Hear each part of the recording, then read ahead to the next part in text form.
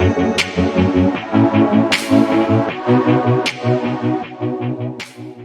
we're talking about Wi-Fi interference and how you can be a good Wi-Fi neighbor. A lot of times what will happen is that in apartment complexes or in neighborhoods where you're in close proximity, we'll be way overshooting our internet signal, and this can actually slow down the internet for everybody surrounding us. And so what you can do is you can actually log in using your IP address that's located on the back of your router, and you can actually pull that signal down. And what that's going to do is that's going to bring your radius way down. And so, for instance, let's say I just wanted to put a router in this office and provide internet for my small office. If I had that thing cranked all the way up to high, I would be shooting my signal across the street. And so you can imagine in an apartment complex or in a small neighborhood where people's internet signals could be overlapping like crazy. And this really does kind of create a slowing effect. And so we want to be good Wi-Fi neighbors. And this might be something you didn't even think to do, but you can log in and I'm going to show you how to do it. And you can just pull that signal down so that you're only covering your residence with internet instead of really shooting it out across the street and into your neighbor's zone. And so let's check out how to do that. In your URL, you're going to type in your IP address. You can find this typically on the back of your router in the user manual, or just a little hint, most residential routers are going to use this IP address right here.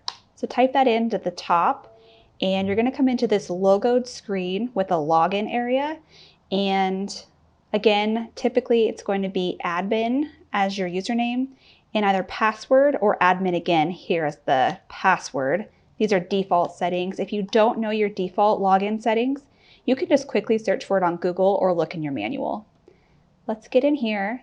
And what you're looking for is going to be under wireless typically. It might be in the advanced settings. Here it's actually just right in this section. You might have to look around a little bit, but what you're looking for is output power. And you'll see I have 2.4 gigahertz and 5 gigahertz. And the one you really want to make sure is turned down is this 2.4 gigahertz. And a good setting is about 50% on this one. You might even go down to 25% if you're in an apartment complex. You might have a high, medium, or low setting here. Go ahead and try medium. And as far as 5 gigahertz goes, if you're going to change this one, it's not as critical, but you can pull that down to about 75% in a lot of situations. Or if you're in a large area, you might leave it at 100. But like I said, this 2.4 is the one you really want to make sure is not overextended. That's the one that can really cause some interference. I like what it says here in this description, specifically that last sentence. It sort of summarizes what I've been saying. The power can be decreased to reduce interference to other networks in the area and to limit the access to your network to a smaller geographic area. Well, that's all for this video. I hope you've learned a little bit more about how to be a good Wi-Fi neighbor. Watch for more videos to come.